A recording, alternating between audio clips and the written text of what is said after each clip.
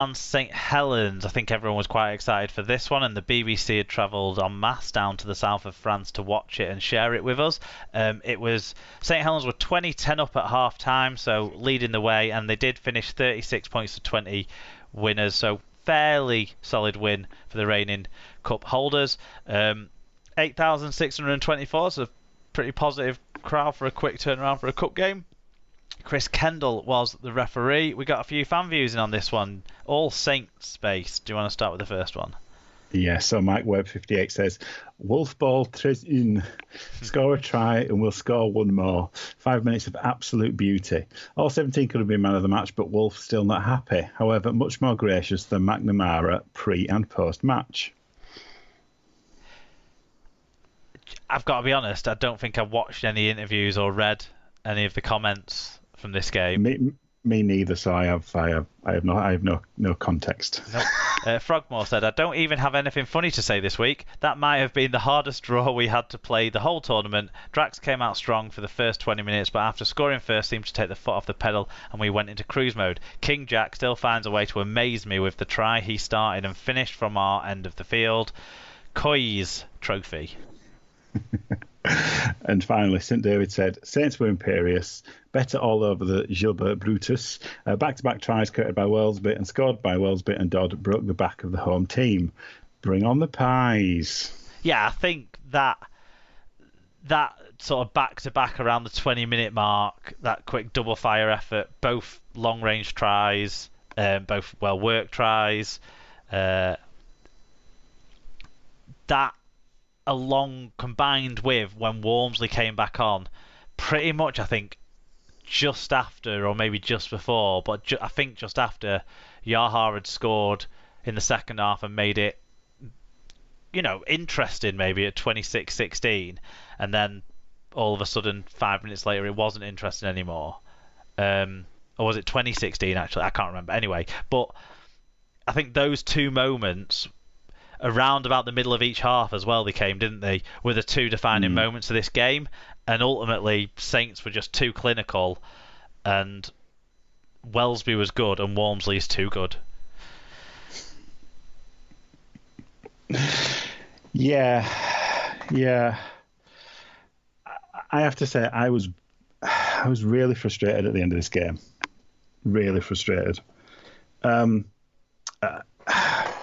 I think I've got a bit of a confession. I don't like watching St Helens play. I don't like watching them win. No, I don't like watching them play. I find them cynical. I find their tactics difficult to watch. It's professional in the worst sense of the word. It's boring. I came out of this game and I found it boring. I do think St Helens are less boring this year than they were last year, to sort of counter that. Like those two long-range tries, I think, kind of back that up. But they were a bit lucky with some of the tries. Like Catalan's right side defence wasn't their first choice on that edge, and it wasn't sort of the centre second row combination that did not work out in this game, and halfbacks defensively bit of a mess. Couple of tries scored around that area that were way too easy. But yeah, I don't know. I just because I think it's gone. He always had a bit of this. I mean, Cunningham was heralded as so great, but he was as niggly a player as there was in the league, really. And Roby, for everything we talked about him last week, and all of the wonder that is James Roby, but he's the first player to keep his hand on the ball that extra second, or he does that thing that Saints do it better than anyone else, I think, actually, is pull the other hand of the player when they're trying to stand up. So they're not the ball carrying hand, so the referee doesn't see it as a hand on ball, but really it should be a 6 again. Roby's amazing at that.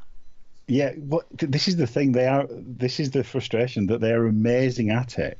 Whereas we're going to shit here because it's people like Partington trying to pull it off.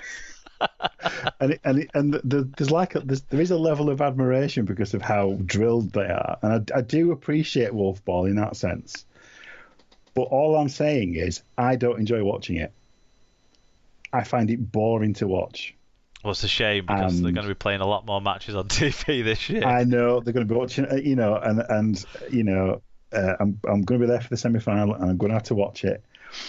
All I'm saying is I don't enjoy it. I think it's a dull watch. As a neutral, I understand if you're a Saints fan, you're going to bloody love it. I completely get that.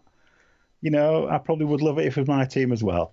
All I'm saying is, as a neutral, it's boring to watch. I think if you watch it's cynical. If you have to watch it because we had this at Wigan, we had to watch it for 2 or 3 seasons on a run of Wigan becoming less exciting to watch, relying on either Williams or Bateman to do something special because there wasn't really anything else special going on. Sort of 16 to 18, that sort of period. But we won 2 titles in that time. We won a World Club Challenge in that time. Actually, that game was exciting. But, and Wigan fans kind of had enough of that, even when we were winning. And I think Saints fans, if it would have continued like last year, probably there would have been a point where they said they'd had enough. But I do think with the young players, Welsby and Dodd in particular, there's an element of excitement that comes off the back of it. Now, maybe they're a little bit like not considering that it almost all comes off the back of either making some start to sets or the 2 or 3 carries a set that Walmsley has that are just imperious and beyond anything else that exists in Super League. Maybe, I don't know, but there is more, I think, to be entertained by this year in St Helens, especially with players like Hurrell who can fuck up just as much as they can do good. Passy, I'm still not convinced that he's a consistent performer at this level. He can make mistakes and miss some bits. So I think there's a bit more this year, but I do get your overall sentiment, certainly. Yeah, I suppose what I'm thinking, obviously, watching all 4 games this weekend, and I kind of, you get different things from different games, don't you? I didn't have a dog in any of these fights, but I kind of, and even like this, you could argue the last game was a bit of a blowout, but I still enjoyed it because it was kind of unpredictable, and I don't know, I just don't find it interesting because I kind of happen. I know that every time that Dawes tackles, he's going to have his hand on the ball because he did that multiple times during the deep in the opposition's half. I know Percival's going to knock a guy around the head a couple of times because that's what he does. And be offside most of the game. I don't know. And Percival should have been in the bin. He was direct head contact. 2 weeks ago, that he was in the bin for 10 minutes at least for that. So someone did go in the bin for St Helens, didn't they? Curtis Sirenen. He's even more brutal, than Percival's mistimed tackles. Sirenen's a bit of a shithouse, isn't he? Let's be fair. And this is his 3rd charge already this season, and he's got a ban for this one. 1 match penalty notice for a grade A high tackle, which I assume is the same incident that he got sin-binned for. Well, he was like that in the NRL, so the discipline has finally caught up with him in that sense. Well, I couldn't believe that he got away with it with a no match last time because of maybe his Super League record wasn't terrible, but like you say, it sticks with him a bit. And I mean, I was talking to someone I work with who's let's say casual St Helens fan, that they're from there, so they are their team, it is their sport, but to put it in context, they're driving to a weekend away during the time that the Good Friday Derby is on, rather than making an appointment to view to even watch it on telly, let alone be there. So, they're not die-hard fans, but no. Even they're like, why Sirenen getting picked? Because he's just a liability now in terms of his discipline. Mm. Well, he's not getting picked next week, is he? So... No, he gets to rest up on Good Friday to be fully fit and firing for Easter Monday, doesn't he? Yeah, but as you said, it's his record is catching up with him. But yeah, it feels like a bit of a confession. It's almost like you're not allowed, particularly with the BBC commentary. We're getting way overexcited with this match in my eyes. I actually thought in large parts of the game there was an element of evenness to it, and it was enjoyable to watch for large parts of the game. But Saints are too clinical and cynical. But Walmsley, just him coming back on changed the feel of it. It just went the other way then. Yeah, but I know it feels like a bit of a confession to make, but there you go. Another bit of a momentum swinger. It allowed us to get Arthur Morg back in Challenge Cup in this instance, but back into action and watch that exciting talent playing again. But Sam Tompkins picked up an injury during the game. He's had scans on a calf injury. It actually ended up showing a fracture to his fibula, so he's going to be unavailable for an estimated 4 weeks, Catalans have confirmed. So that's a blow for them, last year's man of steel. But in a way, if it's going to happen at any time, when Morg's back available for selection is the right time for it to happen. Yes, I guess so. I mean, yeah, obviously they'll have a couple of weekends in the next few weeks while the weather off. So yeah, that game was unfortunate, but yeah.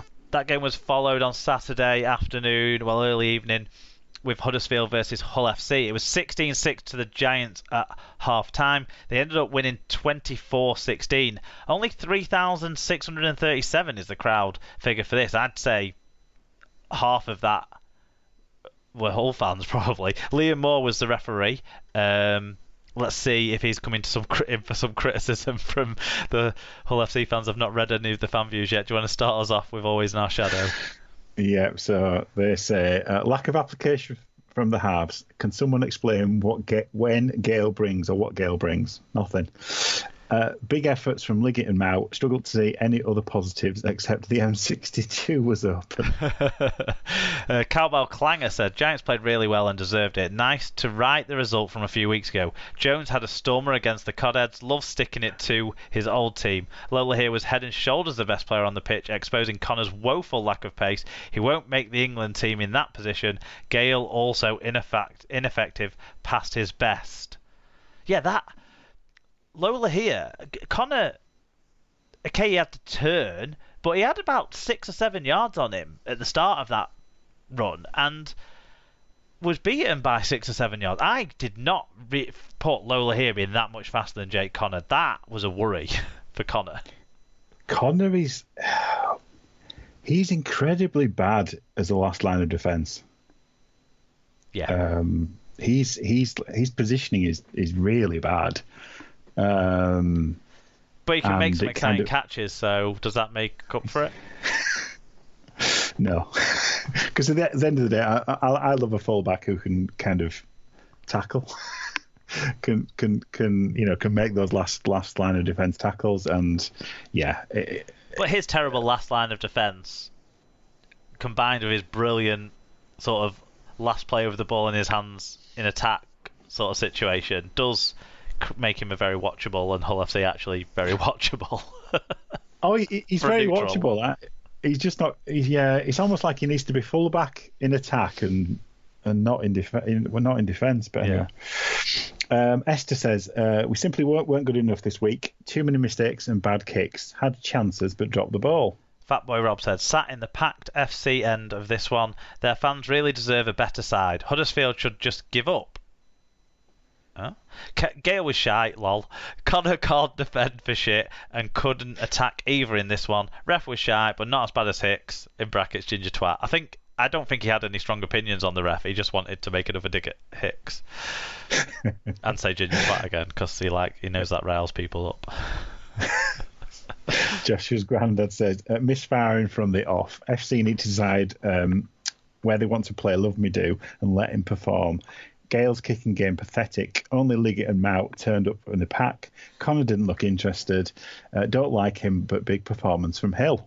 Mark W said, not saying I deserve all the credit, but my pre-season tactic of not being convinced by Tui, therefore guaranteeing he'll be bloody brilliant, is paying off so far. His Houghton-esque try-saver on an otherwise informed Griffin was the most important moment of the game, while skinning an otherwise absent Connor for that last try was a close second. after a tough 7 years, we're back in the semi, and I am ready to get hurt again.